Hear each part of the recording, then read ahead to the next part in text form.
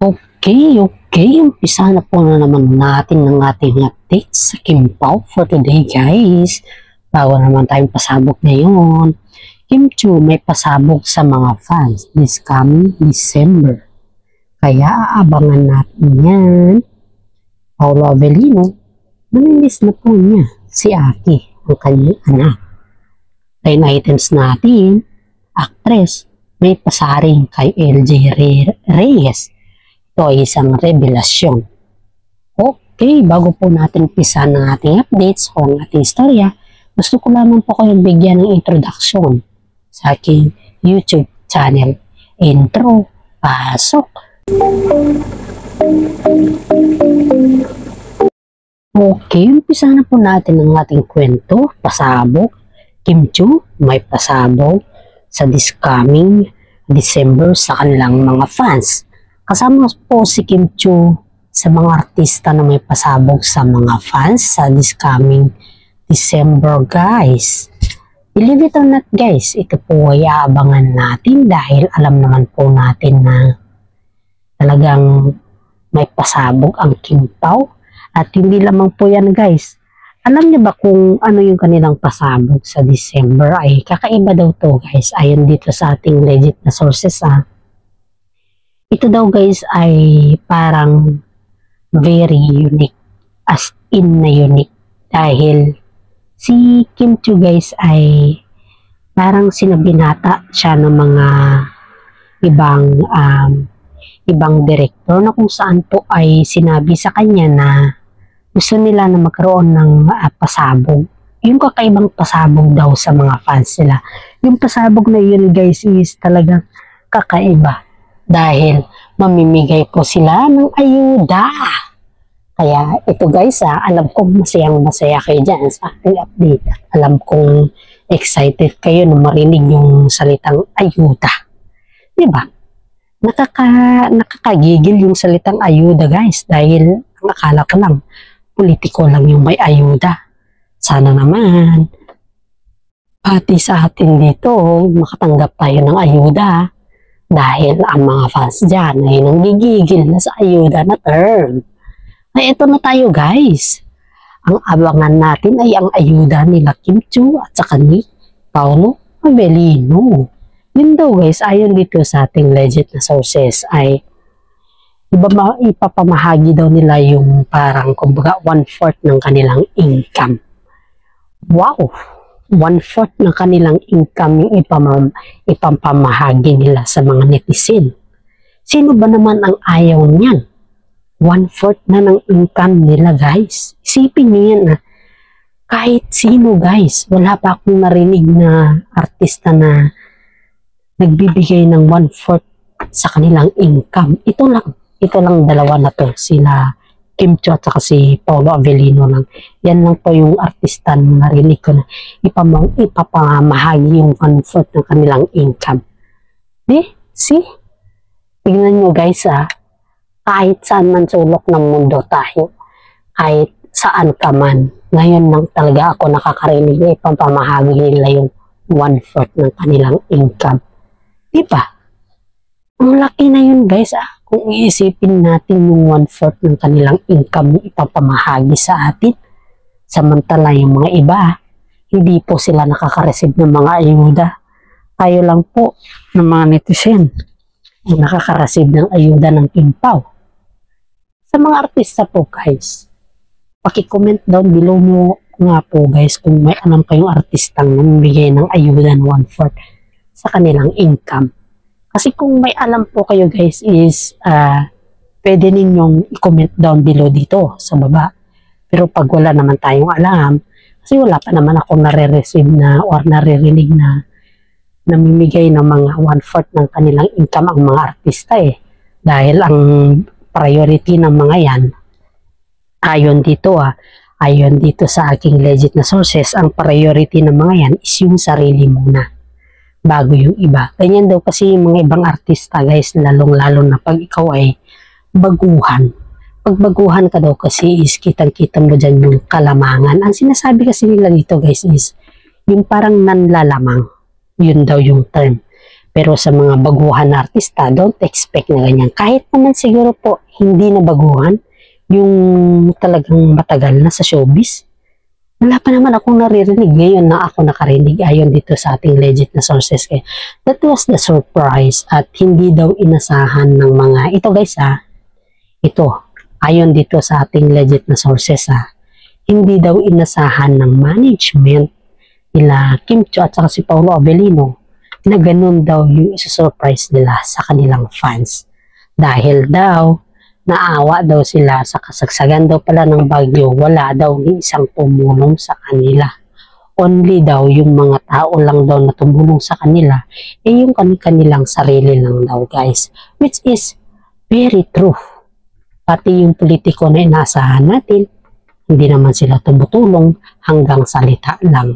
Pero itong dalawa na to guys is they are preparing. Simula na daw ngayon guys is palagi na daw silang namamataanan na sa bangko na nag-withdraw ata. Yun yung ayon sa ating legit na sources. Kung iisipin mo to guys kung iisipin mo, hindi naman masama yung tumulong, di ba? Lalong-lalo na pag yung pagtulong mo is bukal sa loob mo. Hindi yan masama at saka walang masama pag tumulong ka. Sobrang shock talaga ako dito kasi imaginin mo 1/4 ng kanilang income. Wala pa silang hindi pa sila kumbaga nagtagal sa kanilang career ba. Kumbaga is bago pa lang yung tambalan nila at nakakapag-isip na sila ng parang pabuya sa mga fans nila. Ang sabi daw ng Kim Chiu at saka si Paolo Avellino guys is wala namang kami sa position ngayon kung wala yung mga fans na tumangkilik sa amin. Tumangkilik sa aming, kumbaga sa aming movie, sa aming project, halos lahat nakasubaybay po sa amin. Kaya ito lang po siguro yung pasasalamat namin sa kanila dahil alam naman natin na hindi naman palaging nandyan yung ating mga fans tuwing may mga sakuna tayo at ngayon po ay kailangan nila tayo dahil ang dami ng bagyo ang dumaan sa atin wala naman pong ibang tumulong sa kanila kundi tayo din po ibinabalik lang po namin yung tulong nila sa amin. Kaya nga po kami sumikat dahil po sa kanila. Yan daw yung ayon sa ating legit na sources guys na sabi.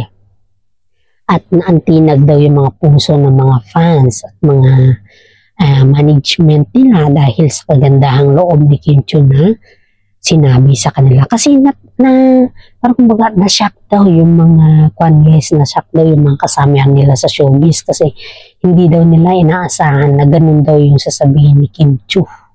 Na ganun daw yung sasabihin ni Paolo Avellino sa kanila na ipapamahagi talaga yung 1/4 ng kanilang income.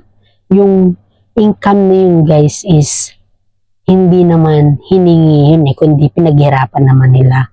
Kaya sabi daw ni Kim Chiu is binabalik lang daw niya yung kumbaga yung suporta natin sa kanya guys, sa kanila is binabalik daw nila lang sa atin. Kaya daw po magbibigay sila ng ayuda.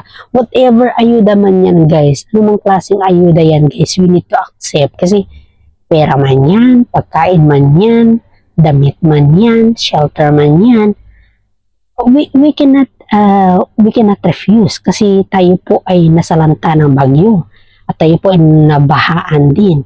At hindi mo ma-refuse ang ayuda kundi tinatanggap. Kaya sa mga tao dyan na feelingera na ayaw tumanggap sa Kim Pao daw kasi guys, ayon sa ating legit na sources nung sinapubliko daw na may ayuda na gagawin sa December, ang sabi daw dito, ayon dito sa legit na sources natin, binas daw si Kim Chiu at ang sabi niya parang may balak daw si Kim Chiu or si Paolo Avellino na mag-run ng politiko. Parang yung tingin nila sa ibibigay nilang dalawa is parang politiko. Parang sense of I don't know. Hindi ko alam kung anong klaseng sense ang masasabi ko dito dahil parang out of mind po sila na nagsabi. Parang hindi mo maintindihan kung hanggang kailan ba yung kaya nilang masabi sa Kim Pao, kung hanggang kailan ba yung paninira nila sa Kim Pao dahil hindi natin masaksihan guys kung hindi natin ma-adapt yung kanilang puso't isipan kung ano talaga yung nasa isip nila, kung yun ba is tama or yun ba ay may sense na or yun ba ay kababalaghan lang. Hindi ko maintindihan guys. Kaya para sa akin sobrang labo. Sobrang labo talaga. Parang mas malabo pa sa madilim. Hindi mo maintindihan. Mga basers daw ito guys. Ito yung ayon dito sa ating legit na sources na sinabi daw na may balak daw si Kim Chiu na mag-run ng politiko, ng politics, kaya daw siya namimigay ng ayuda ng mas mahaba or mas maaga dahil as soon as possible baka mag-run daw ito or hindi pa sa ngayon or baka next na next na election. Parang ganun guys. Ano mo ba yan? Parang iba yung sense sa tulong, yung instead na tulong dapat magpasalamat tayo, di ba? Pero sa kanya kasi parang feeling niya is ginagamit ni Kim Chiu yung tulong na salita para makaproduce ng maging popular ba at gawa ng politiko ba? Parang ganun. Kaya para sa akin, against ako dito sa bastards na to kasi instead na magpasalamat, ito pa ay gumawa pa siya ng mga pambabas. Kaya medyo mahiya-hiya muna tayo ng konti ba kasi yan ay para sa atin. Kaya nga namimigay si Kim Chiu kasi naawa. Hindi yan para sa politiko or namumulitika siya, okay? So natatak mo yan sa ulo mo, basers, kasi ikaw napaka-negative mo. Okay. Paula Avellino, namimiss na daw niya si Aki. Dadako naman po tayo sa isang istorya kung saan po ay si Paula Avellino po ay namimiss na daw niya ang kanyang anak na si Aki. Okay. Dati naman alam natin guys na si Paula Avellino po ay may anak na si Aki at hindi naman lingid sa ating kaalaman na matagal na nating alam na may anak po si Paula Avellino kay LG Reyes. Kaya nga po, matagal na po siguro silang hindi nagkikita. Sabihin na lang po natin na gano'n na matagal na silang hindi nagkikita at higit sa lahat po ay normal lamang po sa isang tatay o isang father o isang daddy na mamimiss mo ang iyong anak, lalong-lalo na pag yung anak ay malayo sa iyo. Ilang buwan na o taon na siguro hindi na sila nakikita. Since ang pagkaalam ko lang na last na pagkita nila nung nagkaroon ng tawag ito dun sa California, yung mall tour or sa ASAP, California. Yun lang yung alam ko. Buwan na po yung pinag-uusapan dito. Kaya sa tingin ko po, it's been normal. At saka iba pa rin yung tawag sa cellphone, tawag sa laptop. Iba pa rin kasi yan pag yung pinag-uusapan anak. Diba? Mas maganda kasi pag personal. Pag personal kasi is nasasabi mo talaga dyan kung ano talaga yung kung ano talaga yung nasa sa loob mo ba. Nasasabi mo din sa kanya kung namimiss mo na ba siya. Ang dami mong nasasabi pag personal kasi nakakabanding mo din siya sa kanyang pang-araw-araw. Pag personal kasi, di ba?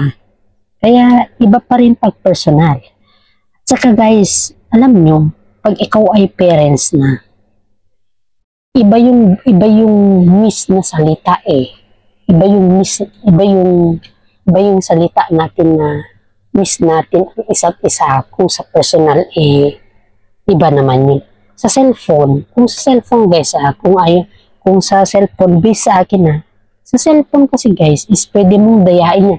Miss na kita o ganito, bilihin kita, pero hindi mo mahahag yung anak mo mismo dyan. Just the way lang yung yung kumbaga is for visual purposes lang, parang ganun. Hindi mo talaga totally mahahag yung anak mo dyan, guys.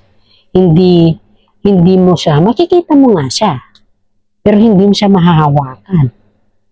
Makikita mo nga siya, pero hindi mo rin siya mahahalikan. Mahahalikan mo nga sa screen, pero hindi sa personal.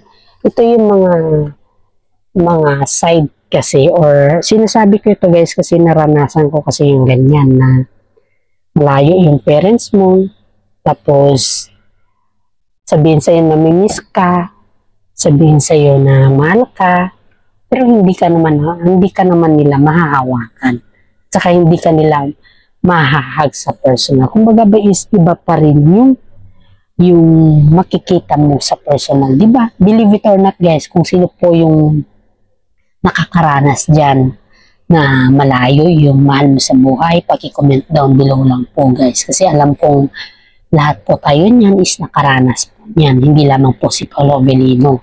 Kaya normal lang po yan na ganyan po yung pakiramdam ni Paolo Avellino. Dadako po na naman tayo sa blind items natin na si actress ay may pasaring kay LG Reyes na revelasyon.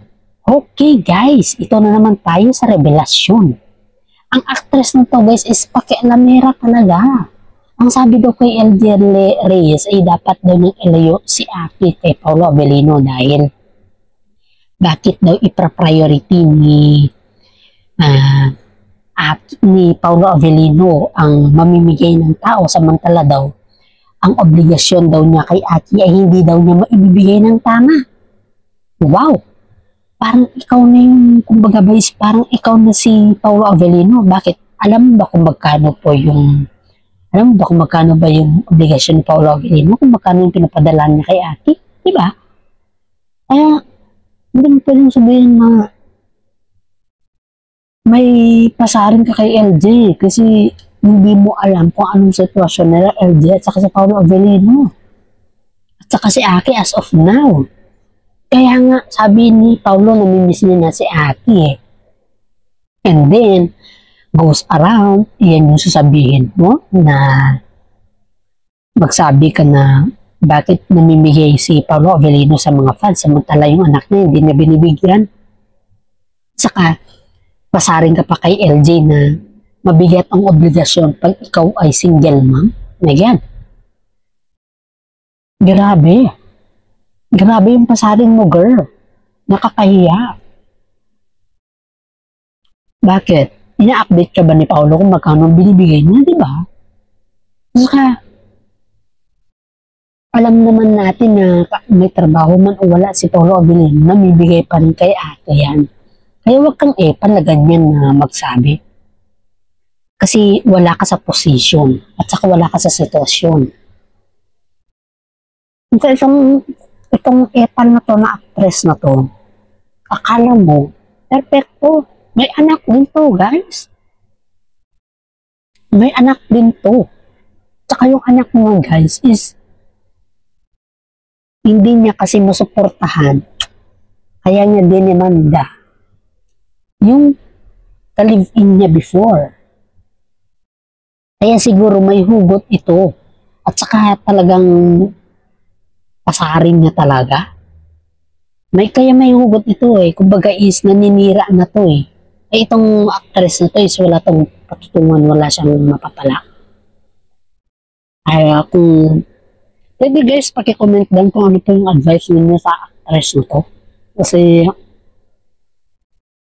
sobrang init ng dugo ko sa narinig ko sa ating legit na sources. Akala mo kung sino tong actress na to eh.